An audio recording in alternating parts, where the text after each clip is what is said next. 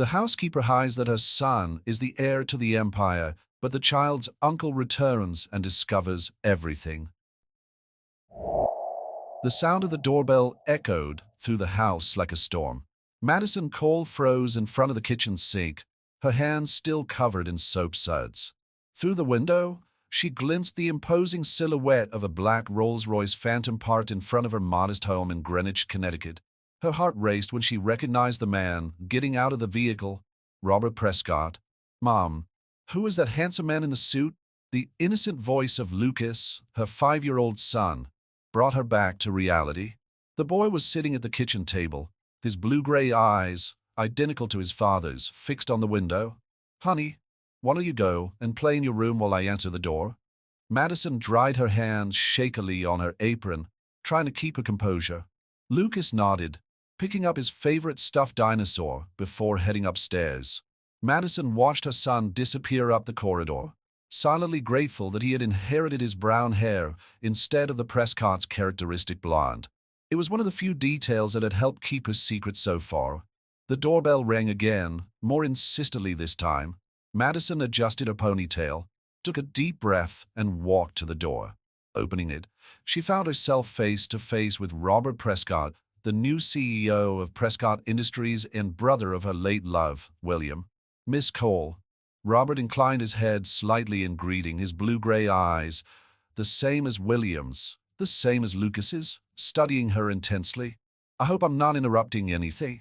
"Mr. Prescott, what a surprise." Madison forced a smile, her heart hammering against her ribs. "What can I do for you?" "Can we talk in private?" he asked, his tone cordial but firm. "I have some important matters to discuss about your time as William's executive assistant." Madison hesitated for a moment before stepping aside, allowing him to enter. Robert Prescott surveyed the room with veiled interest.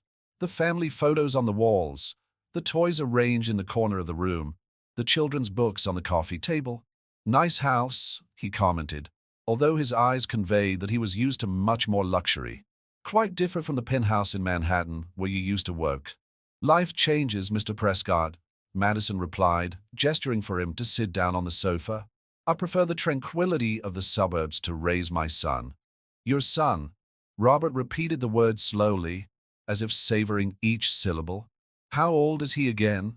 Madison felt a shiver run down her spine. 5 years old. "Interesting." Robert crossed his legs, his Italian shoes gleaming in the afternoon light coming through the window. "William died 5.5 years ago." The silence that followed was deafening. Madison could hear the ticking of the clock on the wall, each second marking the proximity of her secret being revealed. "Mr. Prescott, if there is anything specific you wish to discuss—" "I saw your son through the window, Madison," he interrupted her, abandoning formalities. "The resemblance is remarkable, especially the eyes. You know, it's a very particular Prescott trait." Madison felt her legs weaken, but she stood up, her nails digging into her palms. "What exactly are you implying?" "I'm not implying anything. I'm stating it." Robert stood up, his height intimidating. "That boy is William's son, isn't he? My nephew, the true heir to Prescott Industries." At that moment, the sound of small footsteps coming down the stairs made both adults turn around. Lucas appeared in the doorway, hugging his dinosaur. "Mom, I'm hungry," he announced, his curious eyes alternating between his mother and the well-dressed stranger. Robert was visibly affected by seeing the boy up close. Madison could see in his eyes the exact moment when all her suspicions were confirmed. Lucas was the living image of William as a child. "Hello, young man," Robert approached, kneeling down to the boy. "What's your friend's name?" He pointed to the dinosaur. "Rex," Lucas answered shyly, partially hiding behind the toy. "Like T-Rex. You know, when I was little, I had a stuffed dinosaur too." Robert smiled, a genuine smile that Madison had never seen before. "Only mine was a Stegosaurus." Madison watched the interaction with a tight heart.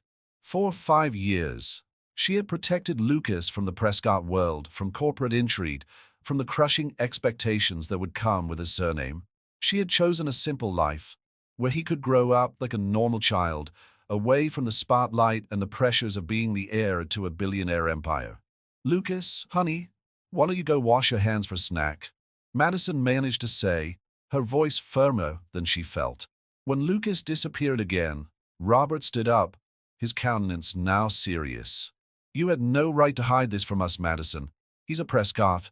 He's my son, Madison replied, her voice low but determined. And I'll do anything to protect him. The question is no longer whether or not you want him to be part of the Prescott family. Robert adjusted his impeccable suit. The question is how we proceed from now on, because whether you like it or not, Lucas is the rightful heir to everything William has built. Madison felt the weight of 5 years of secrets collapsing on her shoulders. Her carefully constructed little world was about to change forever, and there was nothing she could do to stop it. I'll be back tomorrow with my lawyers, Robert announced, walking towards the door. I suggest you prepare Lucas for some changes in his life. The Prescotts take care of their own, Madison. Always. When the door closed behind him, Madison collapsed on the sofa, silent tears streaming down her face. In the kitchen, she could hear Lucas humming as he washed his hands, oblivious to the storm that was approaching. A storm that threatened to sweep away everything she had fought to build over the last 5 years. The clock on the wall continued its relentless ticking, marking the last moments of her simple life, before the Prescott world swallowed up everything she knew. Madison had been up all night, mentally going over all the possible consequences of Robert Prescott's visit. Sitting in the armchair in Lucas's room, she watched her son sleep peacefully, oblivious to the approaching storm. The little dinosaur Rex rested faithfully beside her. At 7 in the morning, her phone vibrated with a message from Robert. I'll be there at 10 a.m. with my legal team. I suggest you have your lawyer present. Madison bit her lip, aware that she didn't have a lawyer. Her salary as an elementary school art teacher barely covered basic expenses. Ma, Lucas rubbed his eyes sleepily. Why are you in my room? Madison forced a smile, taking a seat on the edge of the bed. I just came to see if my little prince was okay. She stroked his brown hair, identical to her own. How about pancakes for breakfast? While Lucas munched on pancakes covered in maple syrup, Madison made a desperate call to her best friend, Caroline Bennett, a labor lawyer in Hartford. You need to come now, Madison whispered into the phone, watching Lucas through the kitchen door. It's about William. Caroline arrived 45 minutes later, still adjusting her navy blue blazer as she climbed the porch steps. You're very lucky I don't have an audience today, she said, hugging her friend. Now tell me everything. Madison revealed the events of the previous day, tears finally escaping as she explained Robert's ultimatum. Caroline listened intently, making occasional notes on her tablet. Mad, why didn't you ever tell me that Lucas was William Prescott's son? Caroline asked, her voice more concerned than accusatory. Because the fewer people who knew, the safer it would be. Madison wiped away tears.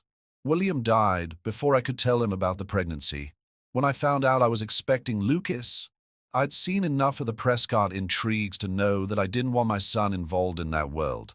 The sound of tires in the driveway interrupted the conversation. To the living room window, Madison saw 3 luxury cars pull up. Robert's Rolls-Royce and 2 black Mercedes-Benz. Lucas, darling, Madison called out, trying to keep her voice calm. How about watching your cartoons in the bedroom? But I want to play in the garden, he protested. Later, my love. Now Mommy needs to talk to some people. As soon as Lucas reluctantly went upstairs, the doorbell rang. Robert entered accompanied by 3 lawyers in impeccable suits and an elegant woman whom Madison recognized as Victoria Prescott, the matriarch of the family. Madison, Victoria pronounced her name as if it was something unpleasant. So it's true. You had my grandson from us for 5 years. Mrs. Prescott, Caroline intervened, extending her hand professionally. Caroline Bennett, representing Miss Cole. The next 90 minutes were tense. The Prescott lawyers presented a series of documents, including a petition for DNA testing and a proposed settlement that would guarantee Lucas his share of the Prescott inheritance, with conditions. We want full participation in the boy's life, Victoria declared. Education in proper schools, proper social events, preparation to eventually assume his position in Prescott Industries. He's 5, Madison protested. I'm not going to let you turn my son into a corporate pawn. Your son? Victoria arched a perfectly drawn eyebrow. He's a Prescott, the last direct descendant of William. He has responsibilities that transcend his suburban limitations. Caroline placed a comforting hand on Madison's arm before she could respond. My client retains full custody, she declared firmly. Any settlement must preserve Lucas' emotional well-being as a priority. Of course, Robert interjected, his tone more conciliatory than his mother's. We propose shared custody. Madison retains primary custody, but Lucas will spend regular time with the Prescott family, including alternate weekends and part of the school vacations. Madison felt her world spinning. The simple life she had built for Lucas was crumbling before her eyes. We also hope you'll consider moving to a more suitable residence, Victoria added, looking critically at the modest room. We have several properties in exclusive areas.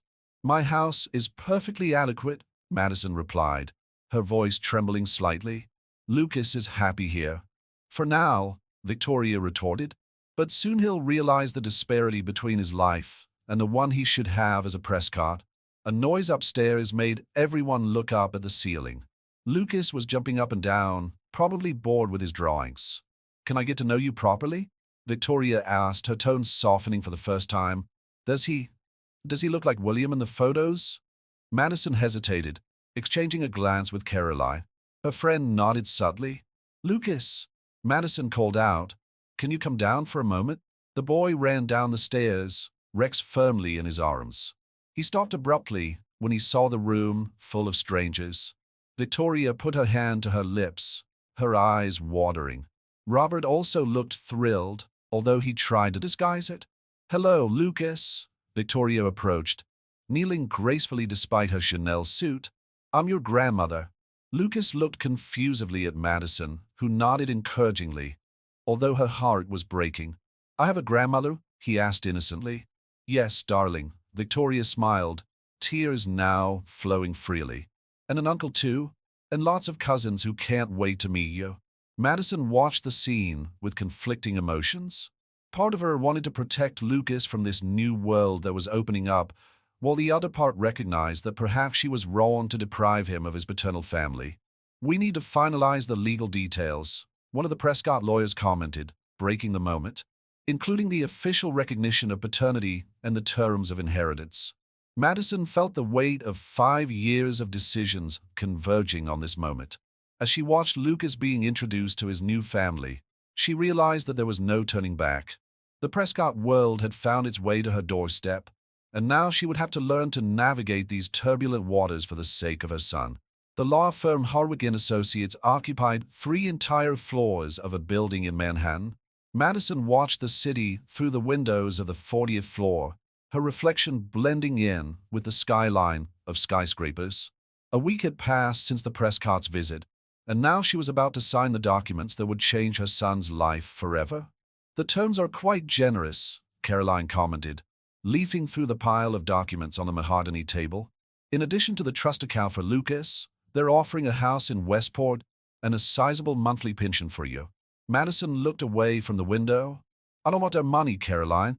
I just want to ensure that Lucas continues to have a normal childhood. Define normal. Robert Prescott entered the conference room, followed by Victoria and 2 lawyers. Because depriving a child of their heritage and identity can hardly be considered normal. Madison took a deep breath, controlling the urge to retort. Over the last week, Lucas had spent 2 afternoons at the Prescott mansion in Greenwich. He had returned both times bursting with stories about the new toys, the helipad in the garden, and the promises of yacht trips. The documents are ready for signature, announced Margaret Hardwick, the Prescott's senior solicitor. We've included all the clauses discussed. Shared custody with Madison retaining primary custody, a visitation schedule, educational arrangements, and, of course, the official recognition of Lucas as the Prescott heir. Victoria approached Madison, her expensive perfume filling the room. I know you think we're trying to buy your son, but that's not it. William was my firstborn. Lucas is all I have left of him. For the first time, Madison saw beyond Victoria's aristocratic facade. There was genuine pain in her eyes, a pain that echoed her own loss. Mrs. Prescott, Madison began, I need you to understand something. Lucas is a sensitive child. He still cries when he loses a board game. I can't allow him to be thrown into a world of overwhelming expectations. No one is going to pressure Lucas, Robert interjected, but he needs to be gradually prepared for his role. Prescott Industries isn't just a company, it's a 5-generation legacy. Caroline snorted, drawing everyone's attention. Perhaps we should focus on the more immediate aspects. The school year is ending, and we need to decide on Lucas' school for next semester. Greenwich Academy has an exceptional program, Victoria commented. William studied there, as did Robert. Lucas loves his current school, Madison protested. His friends are there, his teachers know him. The Greenwich Public School? Victoria couldn't hide her disdain. Madison, be reasonable. Lucas deserves the best education possible. What he deserves is to be a child. Madison slammed her hand on the table, surprising everyone. You can have all the money in the world, but you can't buy back his childhood. A heavy silence fell over the room. Robert adjusted his tie, a gesture Madison recognized from William when he was deep in thought. What if we made a deal? He proposed. Lucas finishes this year at his current school, allowing time for a smooth transition. In the meantime, he can take private French and piano lessons, activities that any privileged child would have, regardless of being a Prescott. Madison exchanged glances with Caroline, who nodded discreetly. It was a reasonable concession. On one condition, Madison said. No introducing Lucas to the press or taking him to social events until he's older and can understand the implications. Agreed, Robert replied before Victoria could protest. We'll keep his identity protected for as long as possible. The next 2 hours were spent reviewing and signing the documents. Each page seemed to weigh a ton in Madison's hands. When she finally finished, she felt as if she had run a marathon. Welcome to the family officially, Victoria said, her voice softer than usual. Despite our differences, I hope we can create a healthy environment for Lucas. Madison nodded, unable to form words. Caroline squeezed her shoulder in silent support. Oh, one more thing, Robert added, pulling a small box from his jacket pocket. This belonged to William. We thought Lucas should have it. Madison opened the box with trembling hands. Inside was a vintage Patek Philippe watch, engraved with the initials WP. William wore this watch every day, Robert explained. It was our father's, which he got from his father. Traditionally, it's passed on to the firstborn when he turns 18, but William didn't live to give it to Lucas, Madison added, carefully closing the box. Leaving the office, Madison felt exhausted and transformed. The afternoon sun painted the buildings of Manhattan in golden hues, reminding her of the afternoons she used to spend with William in this very city, when the future seemed bright and uncomplicated. Her phone vibrated with a message from the nanny, a photo of Lucas asleep on the sofa, cuddled up with his inseparable Rex. Madison smiled, tears welling up in her eyes. For his sake, she would face not just the Prescotts, but the whole world if necessary. It's going to be okay, Caroline said, as if reading her thoughts. Lucas is lucky to have you for a mother. Madison put the phone away in her handbag, along with the watch case. I hope so, Caroline. I hope so. Lucas's footsteps echoed through the marble corridors of the Prescott mansion as he ran after his new cousin, Zachary. Madison watched from the library window, her heart torn between joy at seeing her son, so happy and apprehension at the luxurious world that now surrounded him. He's adapted surprisingly well, Robert commented, pouring himself a whiskey as he went through some documents on his mahogany desk. Zachary was never very sociable with other children, but with Lucas, it's different. Madison nervously adjusted the strap of her purse. It was Sunday afternoon, the third weekend Lucas had spent with the Prescotts since the documents had been signed. He's naturally friendly. He's always made friends easily at school. Speaking of school, Victoria entered the library, her Louboutin heels making a soft click on the floor. Have you considered our suggestion about Greenwich Academy? The application period for next semester is closing. Madison took a deep breath. This discussion was becoming more and more frequent. As we agreed, Lucas will finish this year at his current school. Then we'll talk about moving. Madison, Victoria sat down in a leather armchair, crossing her legs elegantly. I know you want to protect him, but the sooner he integrates into our social circle, the easier the transition will be. A cheer from the garden interrupted the conversation. Through the French windows, they could see Lucas and Zachary playing with a drone controlled by the butler. Speaking of transition, Robert dropped his papers. We need to discuss Lucas's birthday party. He turns 6 next month, right?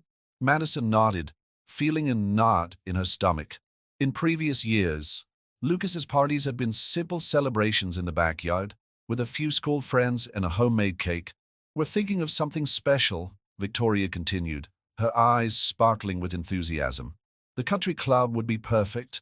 We could invite the most important families in Greenwich, introduce Lucas properly to society. No, Madison interrupted firmly. No introductions to society. Lucas will have a normal party with his friends from school. Madison, Victoria sighed impatiently. You need to understand that normal has a different meaning in our world. Lucas is a Prescott. He's a 5-year-old who still sleeps with a stuffed dinosaur. Madison retorted, her voice trembling slightly. Please don't turn his birthday into a social event.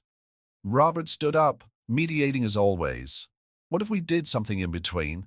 A celebration in the garden of the mansion, more intimate. Lucas can invite his friend from school, and we invite only the closest family. Madison hesitated. It was a reasonable proposal, better than the extravaganza Victoria was planning. No photographers? No social reporters? No media, Robert promised. Just family and close friends. Outside, Lucas had abandoned the drone and was now exploring the garden with Zachary, both looking for insects among the perfectly trimmed bushes.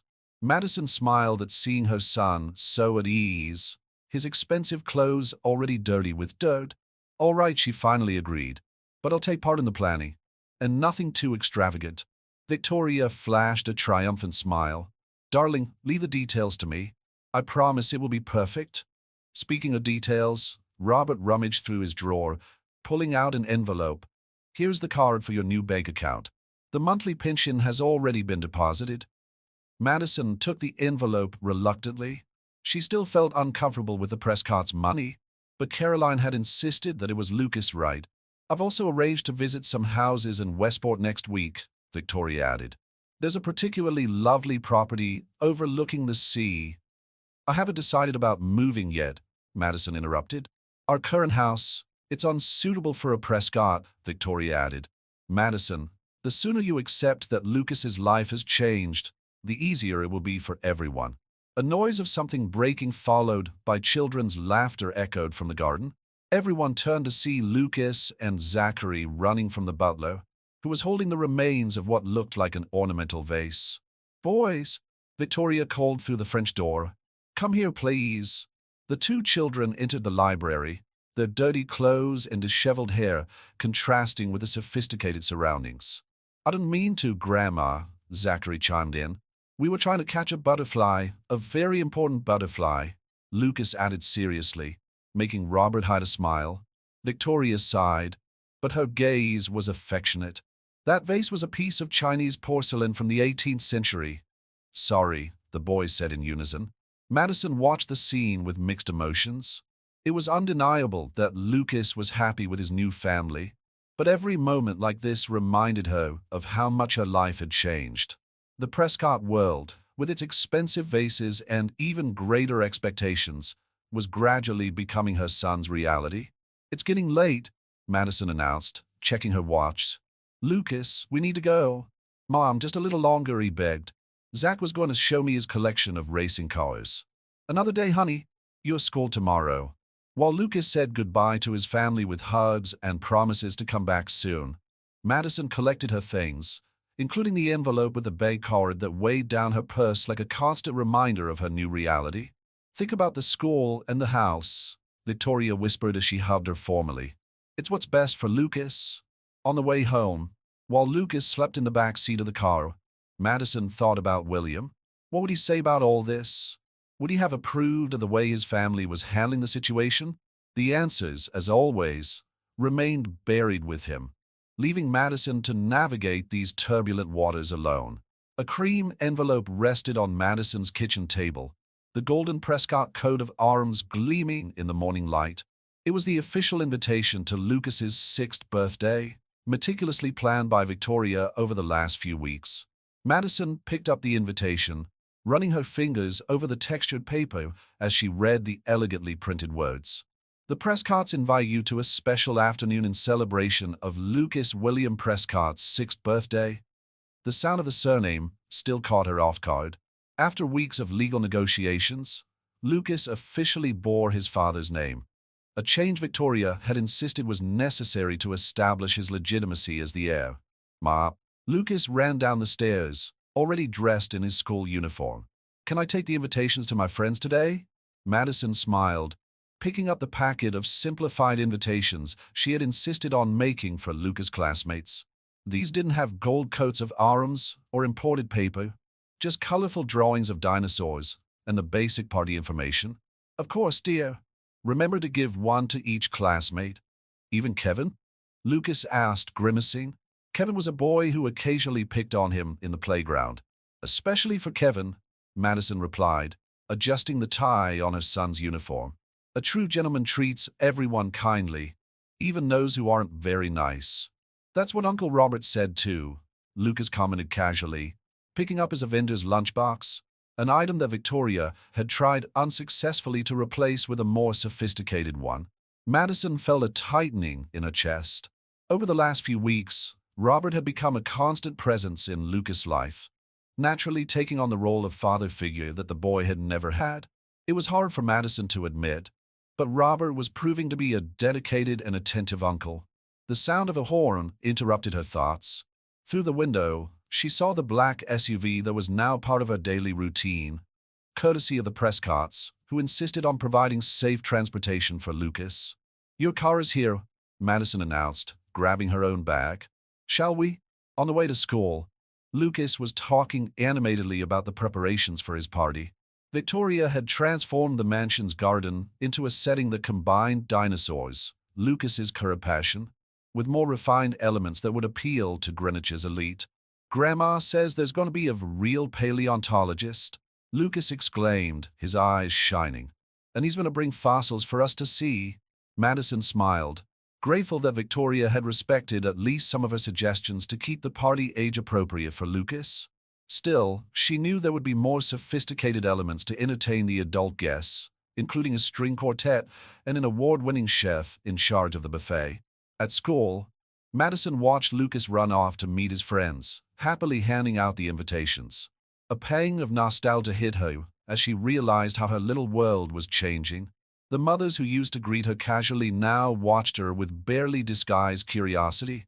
Rumors about Lucas' true identity had begun to circulate. "Madison," a familiar voice called out. It was Helen Morrison, Emma's mother, Lucas's best friend. "Can we talk for a minute?" The two walked away from the school gate, finding a nearby bench. "I've heard some comments," Helen began hesitantly, "about Lucas being a Prescott. Is that true?" Madison nodded slowly. "It's a long story, Helen. It must have been hard to keep that secret for so long," Helen commented, her voice gentle. "But it explains a lot. Lucas always had something different, a special way of dealing with people. He's just a child," Madison replied defensively. "Like any other." Of course, Helen smiled. "Emma's super excited about the party. Although I confess I was a little intimidated when I saw the address on the invitation. The Prescott Mansion? Wow." Madison felt her cheeks blush. Lucas' family wanted to do something special. "Lucas's family has always been you," Helen put a hand over Madison's. "Don't let anyone make you feel less for having raised that wonderful boy all by yourself." Helen's words brought tears to Madison's eyes. It was true. For 5 years, it had been just her and Lucas against the world. Now, she had to learn to share her son with a family who, despite all the complications, had legitimate rights to him. Her phone vibrated with a message from Robert. "Meeting with the security team at 2 p.m. to finalize the party protocols. Your presence is important." Madison sighed. This was her new normal.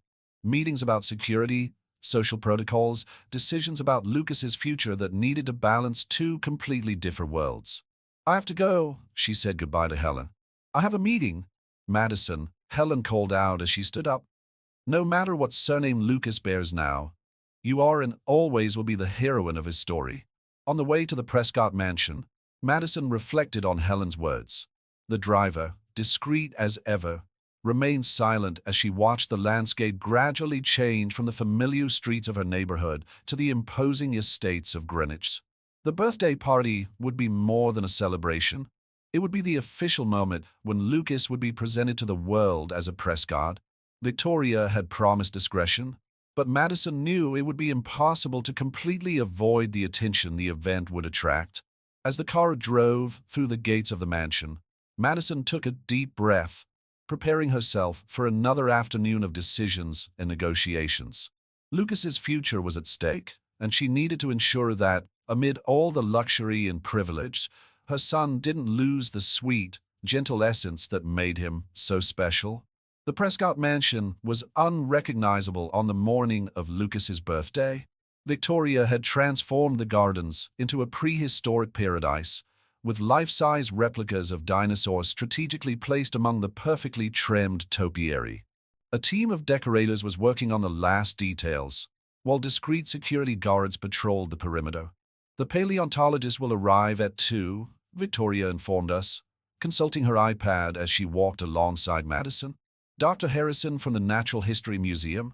They'll be bringing some authentic fossils for the interactive presentation with the children. Madison nodded distractedly, her attention focused on Lucas, who was running around the garden with Zachary, both pretending to be explorers in a Jurassic jungle. It was hard to believe that only 2 months ago her son didn't know this part of his family. Madison?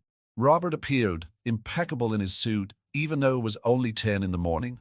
We need to discuss something. In private, Victoria took the cue and left to supervise the setting up of the main tent. Madison followed Robert into the library, her heart racing with concern. We've received information that some reporters have found out about Lucas. Robert got straight to the point, pouring himself a mineral water. Apparently, someone at the school leaked the story. What? Madison felt her blood run cold. But how? Greenwich is a small town. Rumors spread, Robert sighed. We've already got our PR team working on it, but we need to be prepared. There may be photographers trying to record the party today. Madison sank into a leather armchair. That's exactly what I was afraid of. Lucas isn't ready for this kind of exposure. We've increased security and further restricted the guest list, Robert assured her. But we need to consider making an official announcement soon. Control the narrative before the tabloids create their own versions. Outside, the sound of children's laughter echoed through the garden. Madison closed her eyes for a moment, remembering Lucas' previous birthday parties. Simple, intimate, with no worries about security or media exposure. There's one more thing, Robert hesitated, a rare gesture for him. My mother invited some members of the company board. Discreetly, of course. She thinks it's important that they get to know Lucas. He's 6, Madison protested, standing up abruptly. I'm not going to let you turn his birthday into a business meeting. Madison, Robert approached, his tone surprisingly gentle. I know it's hard, but this is his world now. The world William would have wanted him to know. The mention of William hit Madison like a punch. She walked over to the window, watching Lucas, who was now enthusiastically examining a replica of the velociraptor with the gardener. William hated all this corporate politics, she muttered. He always said he wanted more out of life than just being a Prescott. Yes, but he also understood his responsibilities, Robert replied. And in the end, he was preparing to take on his role in the company. For Lucas, we need to find a balance. The sound of cars arriving interrupted the conversation. The first suppliers were starting to arrive with the buffet and the equipment for the activities. All right, Madison finally gave in, but on one condition: no official photos, no formal presentations. If the board members come, let it be only as regular guests. Robert nodded, satisfied with the compromise. I'll notify the security team. Anyone caught taking photos without authorization will be asked to leave. The next few hours passed in a flurry of activity. Lucas was taken to get ready, while the mansion came alive with final preparations. Caroline arrived early, bringing not only her gift, but also her comforting presence as Madison's ally. Wow, Caroline whistled softly, observing the transformation of the garden. When you said Victoria had gotten excited, you weren't kidding. That's just the surface, Madison replied, nervously adjusting her new vest row. Another gift from Victoria. Wait until you see the cake. 5 tiers, each representing a different era in Earth's history. The first guests began arriving punctually at 2 in the afternoon. Children from Lucas' school mingled shyly with the young Prescott cousins, while parents tried to disguise their amazement at the mansion. Dr. Harrison, the paleontologist, turned out to be a brilliant choice. He kept the children completely fascinated with his stories and fossils, patiently answering even the most basic questions with the same enthusiasm. "Mommy," Lucas ran up to Madison, his eyes shining with excitement. "Dr. Harrison said I can visit the museum whenever I want. He has a real T-Rex there." Madison smiled, smoothing her son's messy hair. "That's wonderful, darling. Are you having fun?" "It's the best party in the world," he declared before running back to his friends. Victoria approached, looking pleased. "He's extraordinary, you know. He has the same natural charisma as William." Madison felt a lump in her throat. It was true. The older Lucas grew, the more she saw traits of William in his personality, not just in his appearance. The afternoon progressed without further incident. The council members, as promised, kept a low profile, although Madison could feel their appraising glances whenever Lucas was around. The string quartet provided an elegant soundtrack, while waiters circulated with trays of elaborate appetizers. When it came time for the cake, Lucas was overjoyed.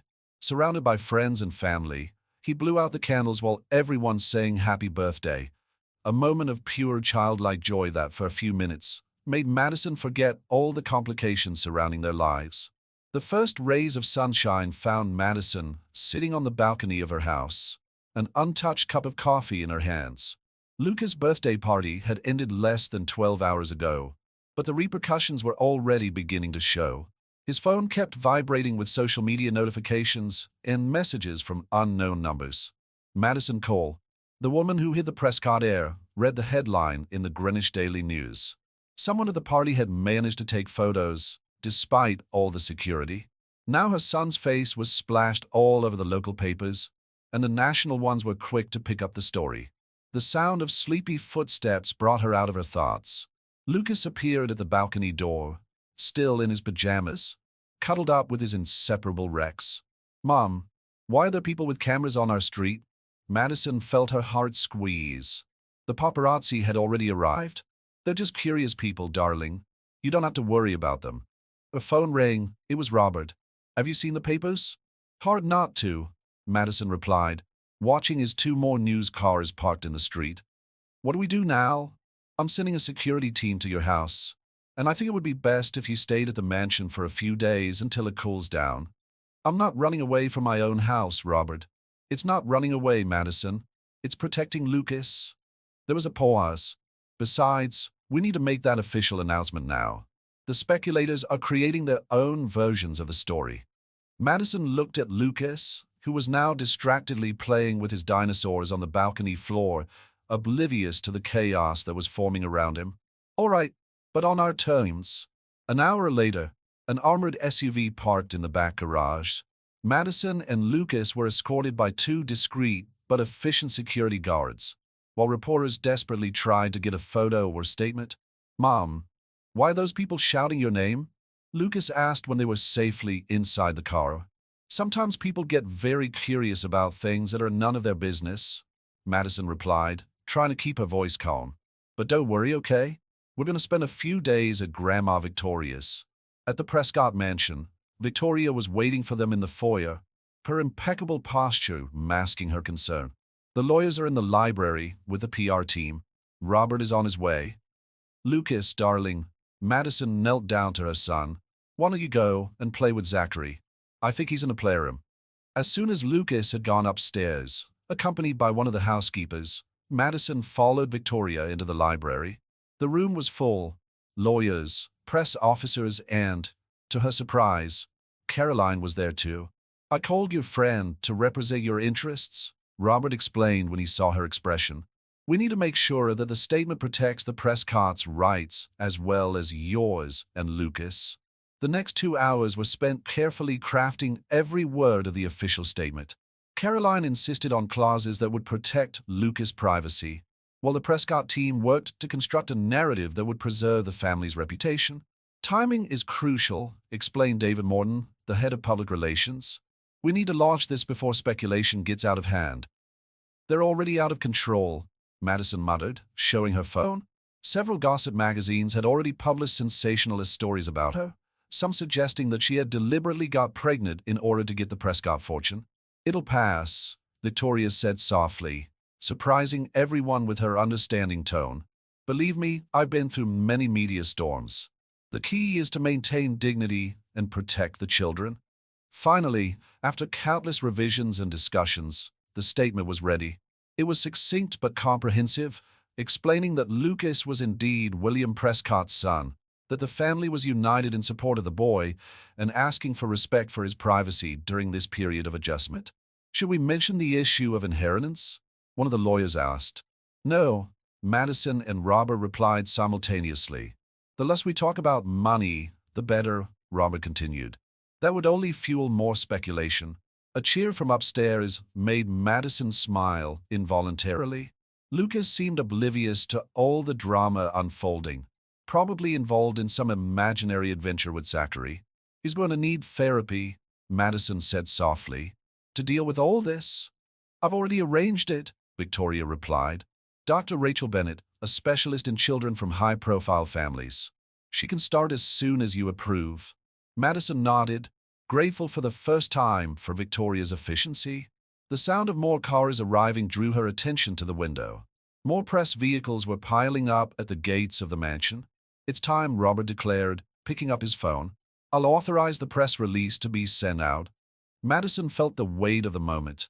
There was no turning back. The world would now know the truth about Lucas. Her little boy, who until yesterday was just another normal child, would now be known as the lost Prescott heir. I'm going to go check on him, Madison said, getting up. In the playroom, she found Lucas and Zachary building an elaborate cart track. Mom, look, we made a whole city, Lucas exclaimed proudly. Madison smiled and sat down on the floor next to the boys. For the time being, her son was still just a 6-year-old playing with cars. The challenge would be to maintain this innocence for as long as possible, while the world outside tried to turn him into something he wasn't yet ready to be. The Prescott's official announcement dropped like a bombshell on the corporate and social world of Greenwich. In less than 24 hours, the story of the secret heir had become the main topic in all the circles of influence on the East Coast. Madison watched through the armored windows of the Prescott mansion as the media flocked to the gates, hungry for more details about the little prince no one knew existed. We need to discuss the next school term, Victoria announced over breakfast, while Lucas played with his pancakes, turning them into Jurassic Islands with the help of maple syrup. Greenwich Academy has already confirmed his place. Madison lowered her coffee cup, exchanging a meaningful glance with Robert. We still haven't decided about changing schools. Madison, Victoria sighed, her patience clearly wearing thin. Lucas's current school doesn't have the structure to cope with all this attention. The academy has experience with children from prominent families. You're right, Robert interjected, surprising Madison, but not about the academy. I've been researching other options. Riverside Day School has an excellent program and even stricter security measures. Riverside? Victoria arched a perfectly drawn eyebrow. That new school in Stanford? New, but with innovative methodology, Robert continued. And most importantly, they have a strict privacy policy. No photos, no disclosure about students. Madison felt a wave of gratitude for Robert. In recent weeks, he had proved to be a surprising ally, often mediating conflicts between her and Victoria. Lucas, Madison called out softly, how would you feel about getting to know a new school? The boy stopped his play with the pancakes, considering the question. Can I take Rex? Of course you can, darling, Madison smiled. And you'll still get to see your old friends after school? Okay then, he shrugged, turning his attention to the Jurassic archipelago on his plate. The simplicity of Lucas' answer made Madison's heart squeeze. Her son was still facing the changes with the innocence of his age, without fully understanding how his life was being transformed. I'll schedule a visit to Riverside for tomorrow, Robert declared, typing into his phone. Madison, are you free at 9? Before she could answer, Lucas let out an excited exclamation. "Uncle Robert, look! I made a velociraptor out of bacon." Robert laughed, a genuine sound that echoed through the dining room. "Impressive, champ, but I think velociraptors prefer their prey a little less crispy." The moment of levity was interrupted by the arrival of Margaret Hardwick, the Prescott's senior lawyer. "Sorry to interrupt your coffee, but we have a situation." Victoria immediately straightened her posture. "Lucas, why don't you go show Zachary your new video game?" As soon as Lucas left the room, Margaret placed a magazine on the table. On the cover was an old photo of Madison with William, probably taken during some corporate event years ago. The headline was sensationalist: "The assistant who seduced an empire." Madison felt her stomach turn.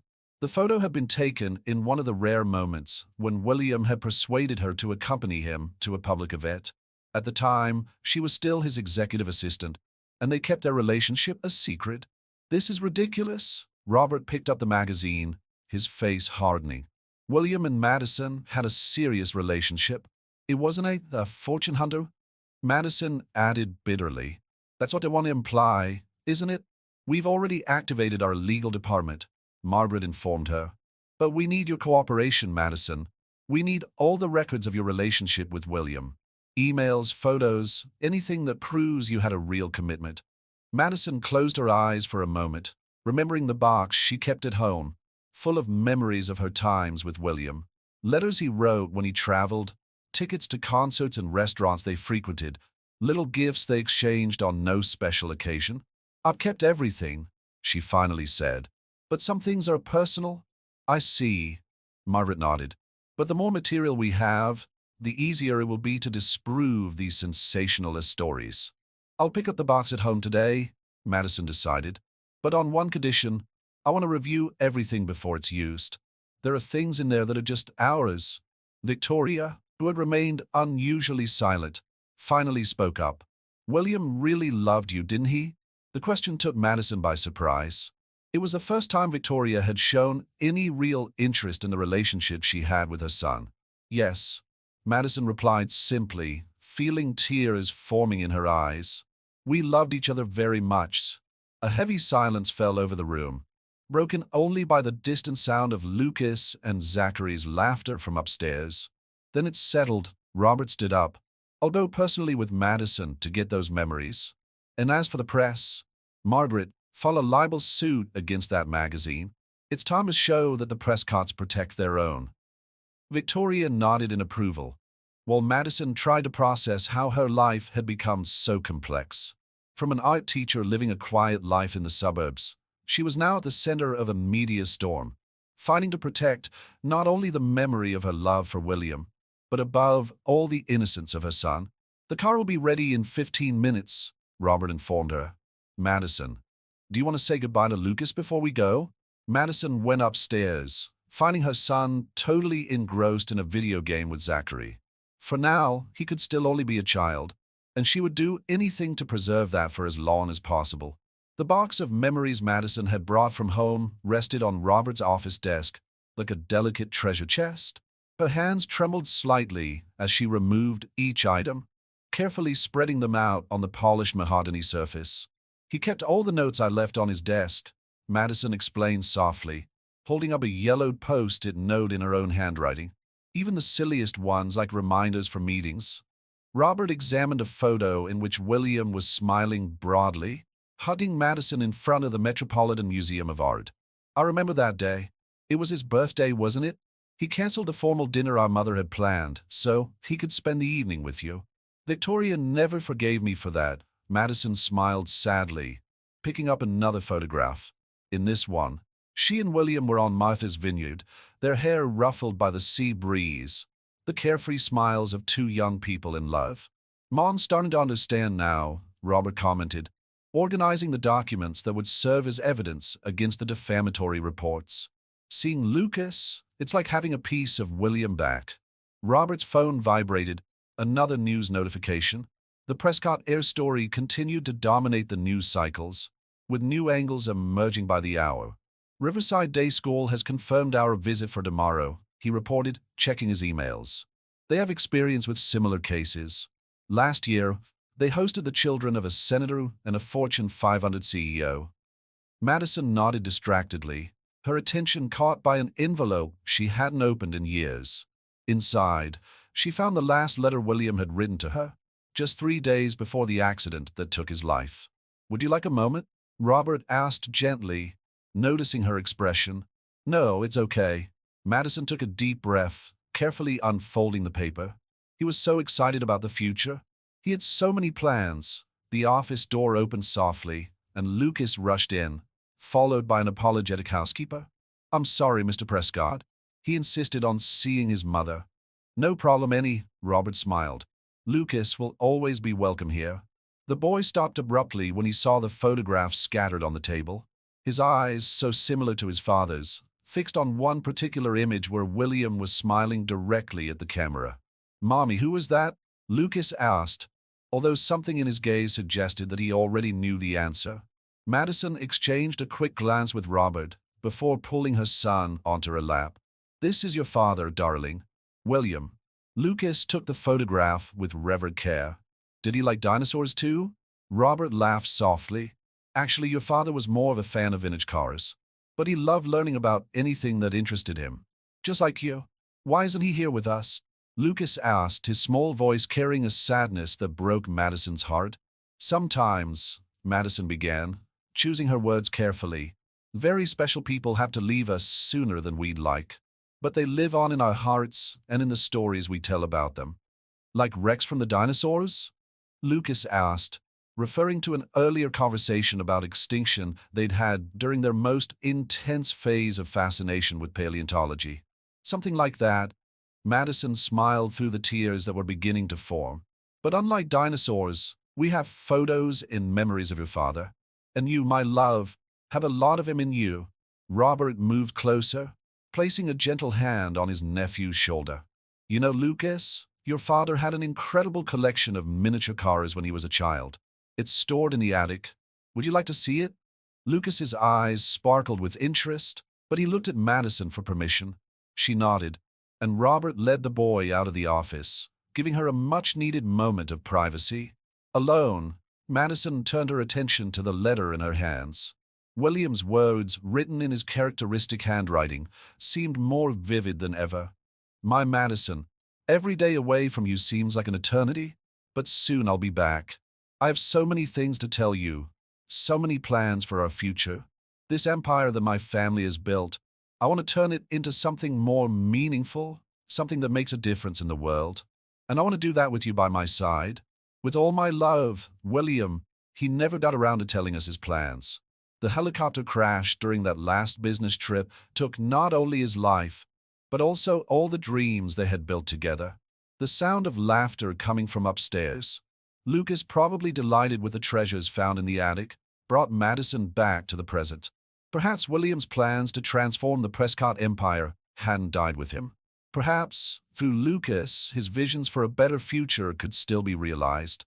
The visit to Riverside Day School turned out to be more than just an inspection of educational facilities. As Madison walked through the modern corridors alongside Principal Catherine Bennett, she couldn't help but notice how the school seemed like a safe haven from the media chaos that had become her life. "Our privacy policy is non-negotiable," Catherine explained, guiding them through a science classroom where children were conducting supervised experiments. "Cameras are strictly forbidden on school premises, and all staff sign confidentiality agreements." Lucas, who was walking between Madison and Robert, stopped abruptly in front of an elaborate terrarium. "Look, Mom, they have a bearded dragon." "Actually, we have a whole natural science program," Catherine smiled, "including a paleontology club that meets twice a week." Lucas's eyes lit up at the information, and Madison felt a tightness in her chest. After tense days at the Prescott mansion, it was comforting to see her son genuinely excited about something. "Security is our main concern," Robert commented, noting the discreet cameras in the hallways and the strategically placed plainclothes security guards. "Especially considering the current situation?" "I understand perfectly," Catherine nodded. "We have several students from prominent families.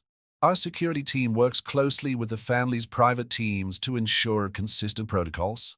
Continuing the tour, they visited the library, an impressive space overlooking a Zen garden, and the art studio which immediately captured Madison's attention.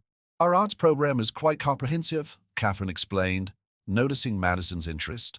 We're even looking for a new art teacher for next semester. Madison froze, surprised by the coincidence. Ever since Lucas's story came to light, she knew she would have to quit her current job. The media attention was affecting not only her life, but also the routine of the school where she taught. "You should apply, Ma," Lucas exclaimed. "Then we could be together at the new school." Robert watched the scene with interest. "That wouldn't be a bad idea, Madison. It would keep you close to Lucas during the day, and the school would certainly benefit from your experience." "I would need to think about it," Madison replied, although the idea was already beginning to take root in her mind. The tour continued through the cafeteria, where organic dishes and vegetarian options were part of the daily menu, and ended in the playground, a verdant space with modern equipment and specific areas for different age groups. "What about the other children?" Madison asked as she watched Lucas explore a slide. "How do they deal with special situations?" Catherine smiled understandingly. "Our school community is quite discreet. The children here grow up understanding that each family has its own particularities. We don't make obvious distinctions or special treatments." "Will Lucas need any special monitoring?" Robert asked, his protective tone showing how attached he had become to his nephew. "We have an excellent psychological support team," Catherine replied. "They work in partnership with the students' private therapists when necessary. The transition can be challenging, but we are prepared to support you."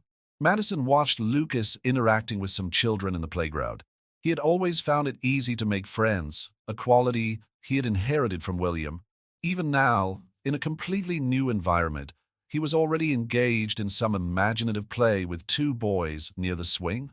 "As for the art teacher position," Catherine commented casually, "the interviews start next week. It would be a pleasure to receive your application, Madison." Before Madison could reply, her phone vibrated with a message from Caroline. "Urgent. Tabloid threatens to publish old photos of you with William. We need to talk."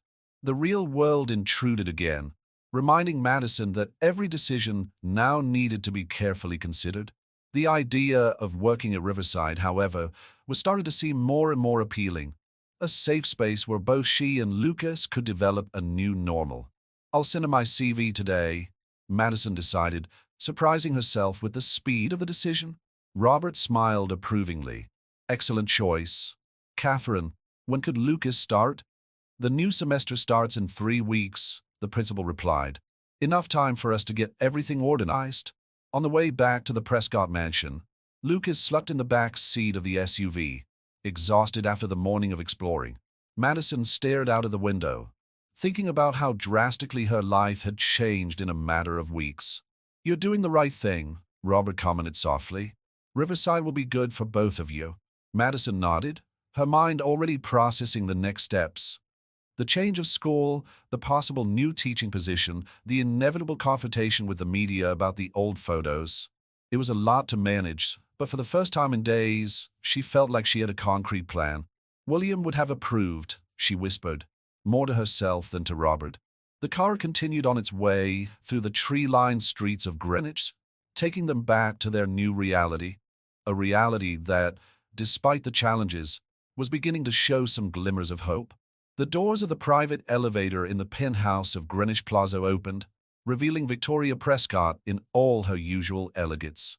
She found Madison sitting on the white leather sofa, surrounded by papers and documents while Lucas quietly played with his dinosaurs on the Persian rug.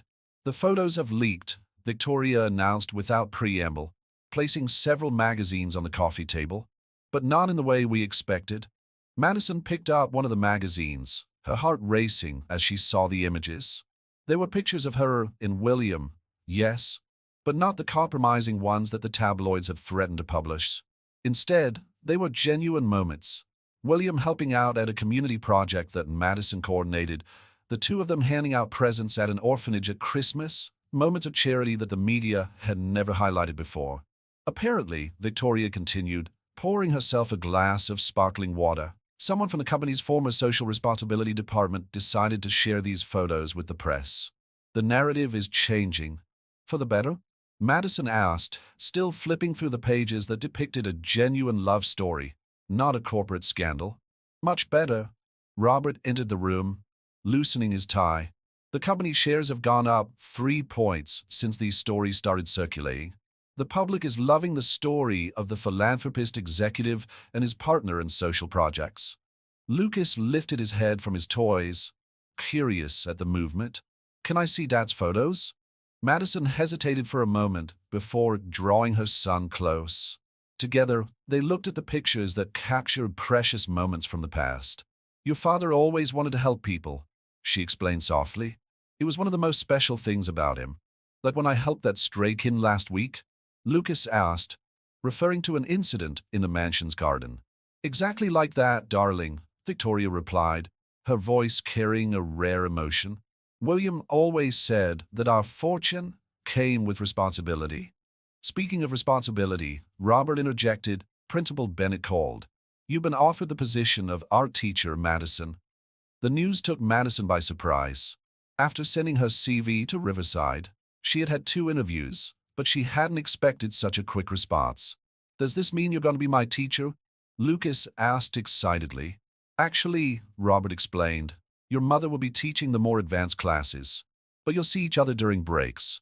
Victoria watched the interaction with a thoughtful look on her face. Maybe we can use this to our advantage. Show that the Prescotts value education and art, not just profits and acquisitions. Victoria, Madison began, cautiously, I don't want to turn my work into a public relations strategy. It's not that, Victoria surprised everyone with her response.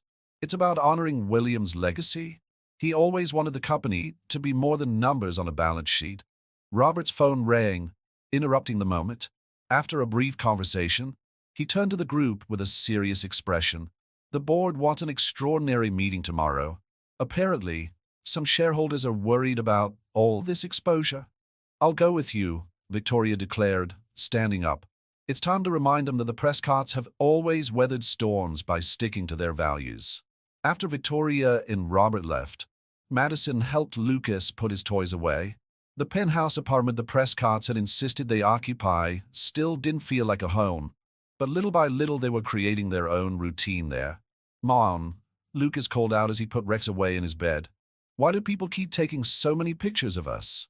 Madison sat on the edge of her son's bed, choosing her words carefully. Sometimes, when a family is very well known like the Prescotts, people get curious about them. Like when I get curious about dinosaurs and want to know everything about them. Something like that. Madison smiled, stroking her son's hair. But some curiosities have to respect limits, you know? Lucas nodded, even if he probably didn't fully understand.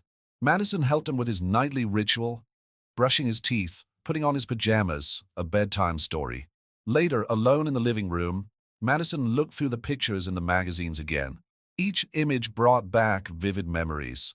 The sparkle in William's eyes when they managed to make a difference in someone's life, his dreams of transforming the Prescott empire into something more meaningful. His phone vibrated with a message from Caroline. I saw the articles. This changes everything. We can use this narrative to protect you and Lucas. Madison took a deep breath, looking out of the window at the lights of Greenwich. Maybe Victoria was right. Maybe there was a way to honor William's legacy while protecting Lucas's future. It was a fine line to walk, but for the first time since The Secret came out, Madison felt she had true allies on this journey. The Prescott Industries boardroom vibrated with restrained tension. Madison watched through the tempered glass as Robert and Victoria faced a group of suit-clad executives, all gesticulating energetically over graphs and financial reports. Her presence there wasn't necessary, but she had insisted on coming. She needed to better understand the world that was now part of her son's life. The shares have stabilized, one of the board members argued, pointing to a projection on the wall. But we need a more aggressive strategy to control the narrative. The market hates uncertainty. The market, Victoria interrupted, her voice sharp as crystal, is not our only concern. William built more than a financial empire. He created a legacy of social responsibility. Madison felt her heart clench as she heard William's name. The last few weeks had been an emotional roller coaster, with the media alternating between portraying their relationship as a modern fairy tale and questioning his motivations. Speaking of legacy, Robert intervened, handing out some folders to those present. We prepared a presentation on the new direction we intend to take, a fusion between traditional Prescott values and a more contemporary vision of social impact.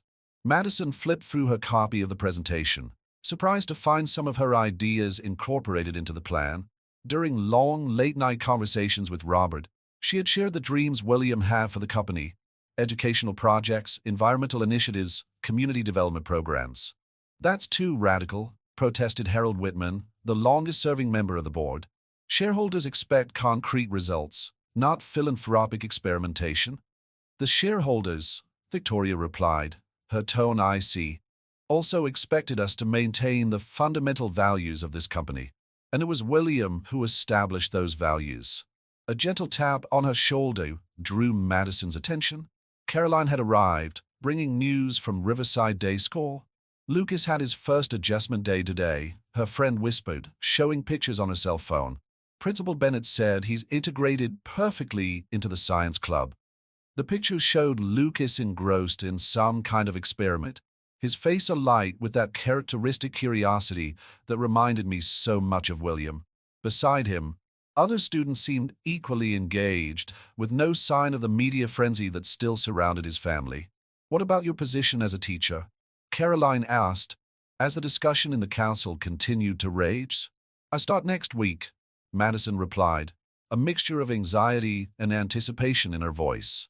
"Victoria suggested using my experience in art education as part of the company's new social responsibility initiative." The board meeting came to a standstill when Robert presented the projected figures for the new social programs. Some board members argued that the time was right for caution, not philanthropic expansion. "Gentlemen," Robert stood up, his presence commanding attention. "When William became president, many questioned his decisions. But it was his progressive vision that tripled the value of the company in 5 years." "William is no longer here," Harold Whitman retorted, although his tone was softer now. "And his son is just a child." "Exactly," Victoria interjected. "Lucas is a child who will one day inherit not only our fortune, but our responsibility to society. What example do we want to set for him?"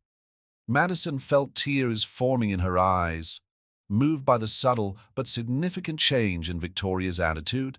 The Prescott matriarch, who had initially seen her as an intruder, was now defending not only Lucas, but the values that William held so dear. Madison's phone buzzed with a message from the housekeeper. "Lucas asking if he can show Grandma his new science project for dinner." "Look at this." Madison showed the message to Caroline, smiling. "A month ago, he barely knew he had a grandmother. Now he has a whole family," Caroline added. "A family that is learning to balance tradition with change." The council meeting finally reached an agreement. The new social programs would be implemented gradually, starting with educational initiatives, including a partnership with Riverside Day School for scholarships. As the board members began to leave, Madison realized that that afternoon marked more than just a corporate decision. It was the beginning of a new era for Prescott, one that honored the past while embracing a more inclusive and conscious future. "Shall we?" Robert asked, approaching with Victoria. "Lucas is waiting to show us his bicarbonate volcano experiment." Madison nodded, collecting her things. As they walked to the elevator, she couldn't help but think of William and how he would have loved to see his son not only inherit his name, but also his deepest values. The setting sun painted the Manhattan skyline in golden hues as they left the building. In a few hours, Lucas would be enthusiastically explaining his science project over dinner, surrounded by a family that, despite all the complexities, was learning to reinvent itself out of love for him. The soft light of early morning filtered through the windows of Riverside Day School's art studio as Madison organized the materials for her first class. 2 weeks had passed since the board meeting, and the changes in the Prescott's lives were beginning to take more definite shape. "Ms. Cole," a young voice called out from the door. It was Amy Chen, one of the 8th graders arriving early for class. "Can we talk about the community art project?" Madison smiled, recognizing in the girl's eyes the same enthusiasm she herself felt for social projects. The community art program had been her first proposal as a teacher, an initiative that coincidentally aligned with the new direction of Prescott Industries. Sure, Amy. What do you have in mind? As they discussed ideas for a collaborative mural to be painted at the local community center, Madison saw Lucas running down the hall with his new friends from the science club. Her heart warmed at how naturally he had adapted to the new school. Madison, Robert appeared in the doorway of the studio, his impeccable suit contrasting with the casual, artistic atmosphere. Sorry to interrupt, but we need to talk about tonight's event. Amy discreetly withdrew, leaving aunt and nephew alone. Madison wiped her paint-smeared hands on her apron as Robert approached. Victoria's worried about the presence of the press at the opening of the Prescott Cultural Center, he explained, referring to the company's new project, an initiative that combined art, education, and community development. Some reporters have found out that Lucas will be there. Madison felt the familiar tightening in her stomach that always accompanied mentions of her son's public exposure. I thought we agreed to keep him away from corporate events for the time being. This is different, Robert argued gently. It's an educational project, something William would have loved, and Lucas is genuinely excited to see the science space we've included in the project. It was true. Ever since he heard about the children's laboratory that would be part of the cultural center, Lucas had been talking about nothing else. The idea of creating a space where children from all walks of life could explore science and art had been inspired by the conversations Madison had had with William about making education more accessible. In addition, Robert continued, Caroline has prepared an agreement with the main media outlets. They will have limited and controlled access, only during the official ceremony. No stalking or invasive photos. Madison sighed, adjusting some brushes in their holder. What about the other guests? I don't want Lucas to feel like a circus attraction. Victoria has already taken care of that. The guest list has been carefully reviewed. Only people who understand the importance of keeping the space safe for all the children, not just Lucas. The bell rang, announcing the start of classes. From the corridors, Madison could hear the familiar buzz of students heading for their classrooms. Okay, she finally agreed. But on one condition, I want the focus of the event to be the project itself, not our family. These children deserve their moment to shine. Robert smiled. That smile that reminded me so much of William. I've already arranged for some Riverside students to present their art and science projects during the inauguration. Lucas is especially excited to show his experiment on renewable energy. As Robert left, Madison began welcoming her first-year students. Watching the teenagers settle into their seats, she reflected on how her life had changed. From an art teacher trying to keep her son out of the spotlight, she now saw herself helping to shape the future of Prescott Industries through educational initiatives. Today, she announced to the class, we're going to discuss how art could be a tool for social transformation. As she spoke, her thoughts wandered to William and how he had always believed in the power of education to change lives. The day passed quickly between classes, planning meetings and preparations for the evening's event. In the late afternoon, while helping Lucas get ready for the opening, Madison realized that perhaps Victoria was right. Maybe it was possible to find a balance between protecting her son and allowing him to gradually understand his place in the Prescott legacy. Mom, Lucas called out as she adjusted her bow tie, a concession to Victoria, who had insisted on a more formal dress code for the event. Do you think Dad would like our cultural center? Madison felt tears forming in her eyes. I'm sure he would, my love. In fact, I think he's very proud of you right now. Even if my solar energy experiment doesn't work properly, especially so, Madison smiled, remembering how William always said that the greatest lessons came from mistakes. Because you're trying to do something important, something that can help other people.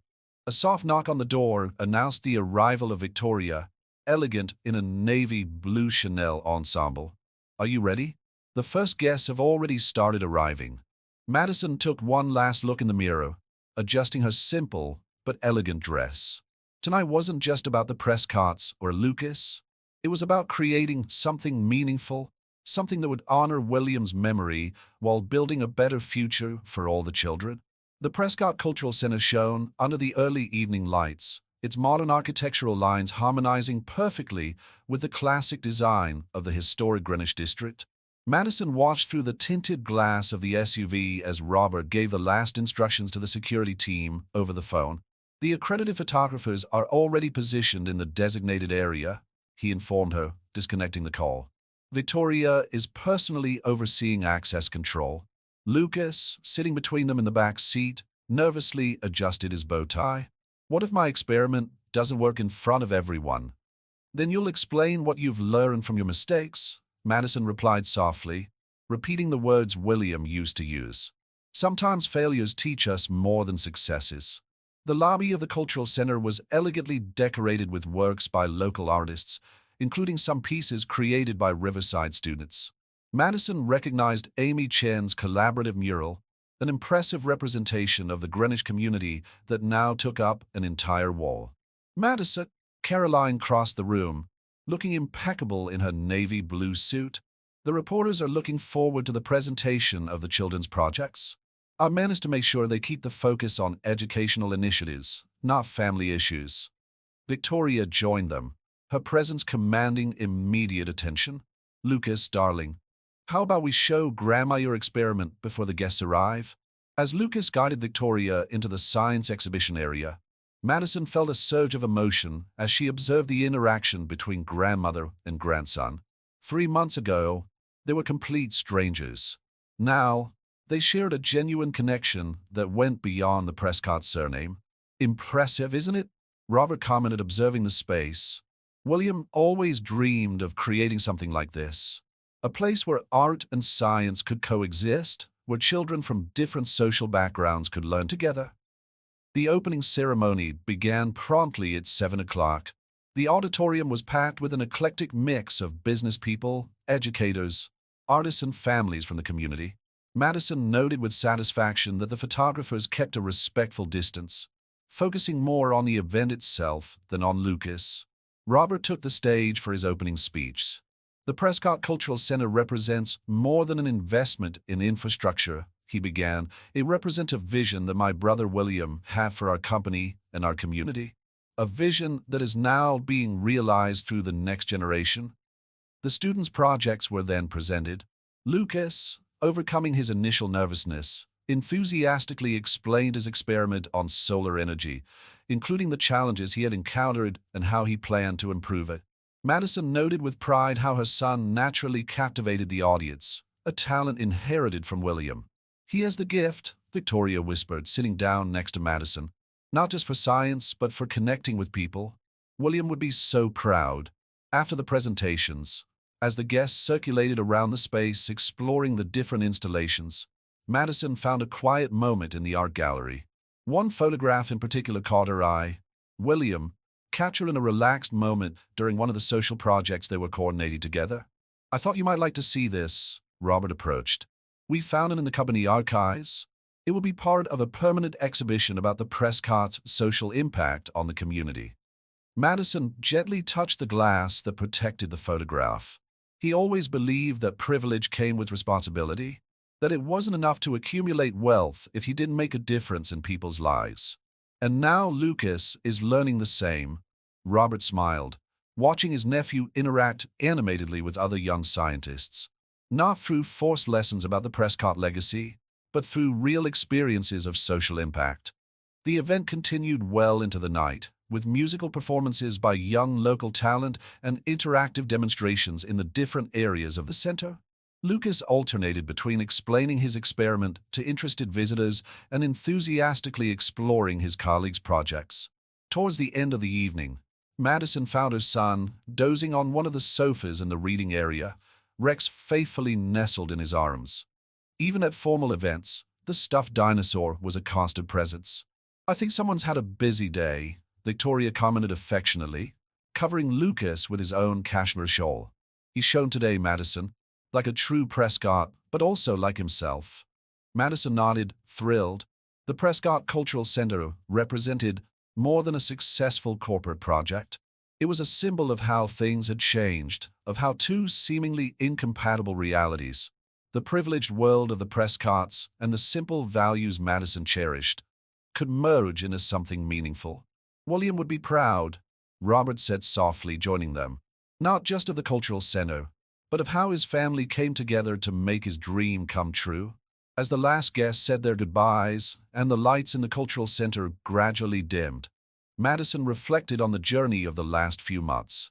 The secret she had kept for so long, fearing that the Prescott world would suffocate Lucas' childhood, had turned into an opportunity to honor William's legacy in a way she had never imagined possible. Lucas stirred in his sleep, mumbling something about dinosaurs and solar energy. Madison smiled, smoothing back a lock of hair that fell over her son's eyes. The same eyes as William's, now dreaming of possibilities that combined the best of both worlds he had inherited.